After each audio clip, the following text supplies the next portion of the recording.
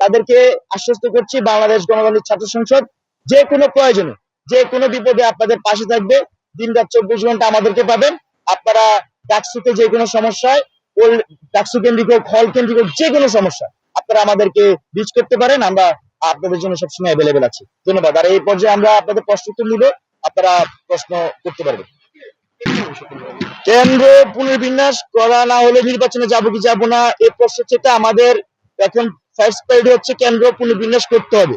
কারণ বিশ্ববিদ্যালয় প্রশাসন এই ধরনের, এটা খুবই স্পষ্ট যে টিসির মতো জায়গায় 14,141 ভোট কাজ করতে পারে না। তো বিশ্ববিদ্যালয় প্রশাসনের আমরা দেখেছি শুরু থেকে সদিচ্ছা আছে ডাকসু নিয়ে। তো আশা করি যে তারা এই বিষয়টিকে আমলে নিয়ে এখানে তারা পদক্ষেপ নেবেন যথাযথ। আমাদের ডাকসু প্যানেলে নারীদের একটা ভালো রিপ্রেজেন্টেশন থাকবে। ডাকসুতে নারী নিয়ে আমাদের চমক থাকবে। শুধু নারী না, আমাদের প্যানেল নিয়ে চমক থাকবে। আমরা যখন প্যানেল ঘোষণা করবো আপনারা সেটা দেখতে পাবেন।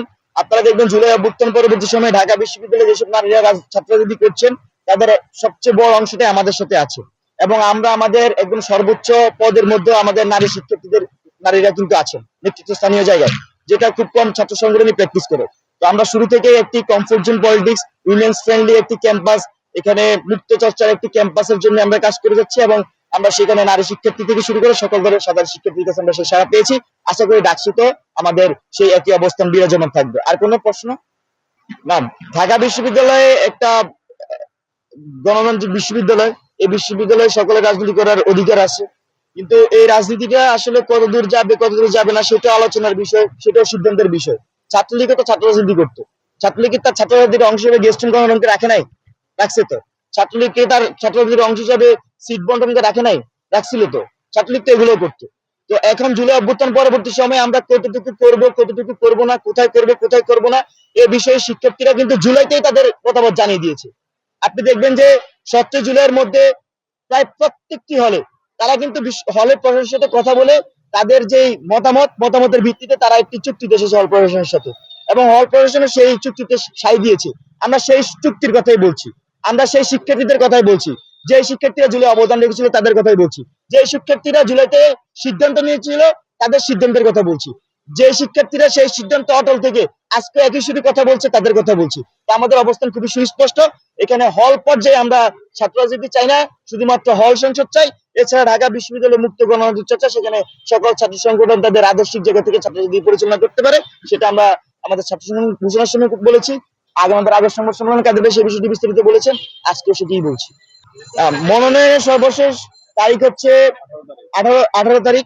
আশা করি তার মধ্যেই আমরা আমাদের মনোনয়ন গ্রহণ করব, আমাদের প্যানেলও ঘোষণা করব, আর সবকিছু আমরা সময় মতো করবো। আর আপনি যদি কোশ্চেন করেছেন এদিকে কোথায় যাদের নারী প্রতিনিধিত্ব নাই, যাদের কমিটিতে নারী প্রতিনিধি থাকে না, তারা নারী নেতৃত্ব চায় কিনা, এটা প্রশ্ন আর কি। আমাদের নারীদেরকে আমরা সবসময় আপল করেছি, অভ্যুত্থান নারীরা আমাদেরকে নেতৃত্ব দিয়েছে।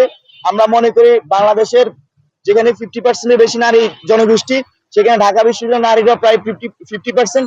তো নারীদের নেতৃত্ব যেমন আমরা চাই, নারীদের অংশগ্রহণ চাই। নারীদেরকে নিয়ে যারা অপরাজনীতি করার চেষ্টা করবে তাদের বিরুদ্ধে আমাদের সবসময় আমাদের সংগ্রাম জারি থাকবে। ধন্যবাদ। আর কোনো প্রশ্ন নাই মনে হয়? আচ্ছা, এখানে আমাদের সাথে একাডেমিক এলাকায় ভোট কেন্দ্র হবে নাকি হলে ভোট কেন্দ্র হবে, এই বিষয়ে আমাদের সাথে আলোচনা হয়। সেখানে আমাদের অবস্থান আমরা বিশ্ববিদ্যালয় প্রশাসন স্পষ্ট করেছি, কিন্তু কোথায় কোথায় ভোট কেন্দ্র হবে এই বিষয়টি আমাদের সাথে খোলাসা করা হয়নি। পরবর্তীতে বিশ্ববিদ্যালয় প্রশাসন এই বিষয়ে সিদ্ধান্ত নিয়েছে, এবং আমরা সে বিষয়ে সিদ্ধান্ত নিয়েছে। আর হচ্ছে আরেকটি বিষয় আপনি বললেন যে যৌ হলেরটা নিয়ে কেন কথা বলছি না।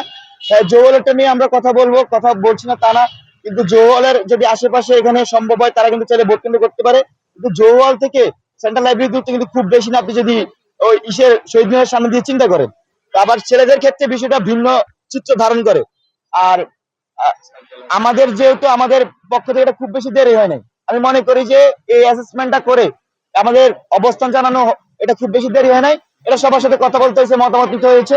না, এখানে আমরা কখনো ডাকসু নিয়ে ব্রিফিং করি নাই, এটা আপনি আমরা ছাত্ররাজনীতি নিয়ে ব্রিফিং করেছি, ডাকসু নিয়ে ব্রিফিং করি নাই। এই ধরনের বিষয়টিতে আমাদের কাছে আসতেও তো সময় লেগেছে। আমরা বলছি যে বিভিন্ন মাধ্যমে আমরা জানতে পেরেছি, জনমত তৈরি করতে হয়েছে, মাধ্যমে জানতে হয়েছে, তারপরে আমি জিনিসটাকে সামনে আনতে পারি। এখন আমি শুধু প্রতিক্রিয়া দেখালে তো হবে না, আমার তো মাঠে তার পক্ষে জনমত থাকতে